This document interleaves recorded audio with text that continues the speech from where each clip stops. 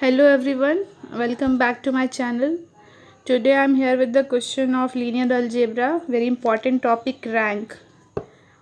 You have to find the rank of the following matrix. See guys, it is a question of NET June 2019. And what is the rank of the following matrix? Question number 23. See, rank is a very fundamental topic in linear algebra. You should know how to find the rank of a matrix. Guys बहुत सारे method होते हैं rank find करने के, बहुत सारे तरीक़ों से आप रैंक फाइंड कर सकते हो। पहला तो मैं आपको बताती हूँ कि अगर कोई भी मैट्रिक्स सिंगुलर है, यानी कि उसका डिटर्मिनेंट ज़ीरो है, तो उसका रैंक कभी भी उसके ऑर्डर के इक्वल नहीं होगा। ऑर्डर मतलब आपको पता होगा, जैसे कि इसका 5 रोज़ है एंड 5 कॉलम है, तो ये 5x5 ऑर्डर की मैट्रिक्स है। ओके, तो इसको हम लोग ऑर्डर बोलते हैं। एंड अगर ये इसका डिटर्मिनेंट से मैट्रिक्स ए, अगर इसका डिटर्मिनेंट इक्वल टू ज़ीरो होता है तो इसको हम लोग सिंगुलर मैट्रिक्स बोलेंगे। Okay, if a determinant of a matrix is equal to zero we call it a singular matrix. और कोई भी सिंगुलर मैट्रिक्स का रैंक कभी भी उसके ऑर्डर के बराबर नहीं होगा। और अगर नॉन सिंगुलर मैट्रिक्स है तो हमेशा, non singular means determinant is not equal to zero, तो अगर कोई भी नॉन सिंगुलर मैट्रिक्स है तो उसका रैंक हमेशा उसके ऑर्डर के बराबर होगा। और भी कई सारे प्रोसेस हैं, लाइक अगर हम लोग कोई भी आर ऑर्डर का माइनर फाइंड कर ले जिसका कि डिटर्मिनेंट इक्वल टू ज़ीरो नहीं है, तो हम बोल सकते हैं अगर उससे उस माइनर, जैसे कि आई मीन टू से, अगर हम लोग किसी आर ऑर्डर का माइनर फाइंड करते हैं जिसका कि determinant not equal to zero है, और उससे कोई भी every square matrix of the matrix R+1 order का, अगर उसका डिटर्मिनेंट इक्वल टू ज़ीरो हो, तभी उस मैट्रिक्स का ऑर्डर R होगा। ओके, ये थोड़ा इम्पॉर्टेंट है आपके लिए। सपोज़ अगर कोई भी मैट्रिक्स है, थोड़ा 5x5 का ही सपोज़ कीजिए, अगर हमें इसमें कोई भी 2x2 का मिल रहा है minor, like this 4, suppose last वाले कोई कंसिडर करते हैं, तो इसका डिटर्मिनेंट हो जाएगा 20 - 16 नॉट इक्वल टू ज़ीरो।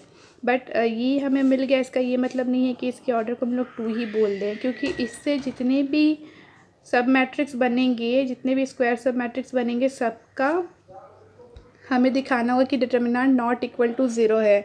तो ये थोड़ी बड़ी मैट्रिक्स जब होती है ना, तो ये प्रोसेस बहुत टाइम टेकिंग होता है और बहुत डिफ़िकल्ट होता है, क्योंकि आप कोई भी स्क्वायर मैट्रिक्स को छोड़ नहीं सकते। और लास्टली मैं एक आपको बताऊंगी एक्लन फॉर्म, आप इससे रैंक इजीली फाइंड कर सकते हो। और बड़ी मैट्रिक्स अगर हो तो आपको टाइम भी ज़्यादा नहीं लगेगी। Like this question I will apply the echelon form to find the rank. Okay, echelon form क्या होता है कि पाइवट एलिमेंट यहाँ अगर 1 है तो इसके बॉटम के सारे एलिमेंट्स को हम 0 करेंगे। उसी तरह यहाँ भी हम लोग इसको रख के बाकी नीचे बॉटम के एलिमेंट्स को 0 करेंगे। आप एक्लन फॉर्म के बारे में बुक्स में डिटेल में पढ़ेगा इस, क्योंकि मैं वीडियो ज़्यादा लंबा नहीं कर सकती, I have to keep it short, so you should read the topic in book. Now I will tell you how to find the rank of this matrix. Okay, see हम कुछ नहीं करेंगे, बस इस 1 के नीचे के सारे बॉटम एलिमेंट्स को हम लोग 0 करेंगे। ठीक है, सिमिलर प्रोसेस हम लोग कैरी करेंगे, और जब हमारा लास्टली ये रिड्यूस हो जाए एक्लन फॉर्म में, तो we have to see the number of non zero rows. Row echelon form means we have to perform the row operation to convert it into echelon form. Okay, इसको transform करने के लिए अगर हम रो ऑपरेशन का use करते हैं तो उसे हम लोग रो एक्लन फॉर्म बोलते हैं। और उसमें जब रिड्यूस होने के बाद जितने भी नॉन ज़ीरो नंबर ऑफ़ रोज़ हमें दिखेंगे, वो हमारे नंबर ऑफ़ नॉन ज़ीरो रोज़ जो भी होंगे वो हमारा रैंक ऑफ द मैट्रिक्स हो जाएगा। सी गाइस, इस वाले क्वेश्चन के लिए ये सिंपली 1 1 1 दिया है, तो आप इसे आराम से रिड्यूस कर सकते हो। मैं आपको 1 सेकेंड इसे दिखाती हूँ, मैंने रिड्यूस किया था। सी, ये मैट्रिक्स थी, मैंने रिड्यूस किया तो फाइनली मुझे ये मिला था। बस कुछ नहीं करना, सब्ट्रैक्ट करते जाइए, R2 को R1 से सब्ट्रैक्ट कर दिए तो ये मिल गया। उसके बाद फिर हम सिमिलर प्रोसेस में कर रहे हैं, R3 को भी R1 से सब्ट्रैक्ट, R4 को भी R1 से सब्ट्रैक्ट, R5 को भी सिमिलर प्रोसेस। फिर हम दूसरे वाले कॉलम पे चलेंगे जहाँ कि हमें ये वाले रो को देखना है, 2 से नीचे वाला। इस तीनों को भी हमने सेम प्रोसेस से 0 किया है, फिर 0 किया, फिर 0 किया, फिर 0 किया। लास्टली जो हमारा मैट्रिक्स है वो ये बचेगा। तो अब देखिए हमारा जो भी अब और रिड्यूस नहीं है, ये इक्लेन फॉर्म हो गया है। तो 1 2 3 4 5 ये 5 नॉन ज़ीरो रोज़ हमें दिख रहे हैं, ठीक है। तो इसका ऑर्डर हमारा जो हो जाएगा वो 5 हो जाएगा, सॉरी रैंक। जितना भी नॉन ज़ीरो नंबर होता है रोज़ का वो हमारे रैंक के बराबर होता है। Rank is equal to 5।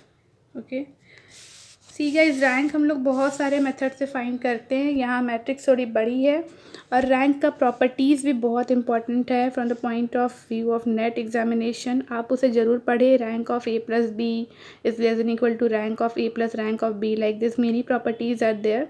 You should go through all of that and you should practice a lot of question because ये topic बहुत easy है, but क्या होता है कि आपको practice चाहिए and you should keep in mind the points I have said just now and please try to solve it. okay, अपने से एक बार ज़रूर बनाए, ये नहीं है कि वीडियो देखने के बाद आपने कुछ नहीं किया। You should note down all the things and please try to read the book. okay, I will meet you in the next video. Thank you for watching my video.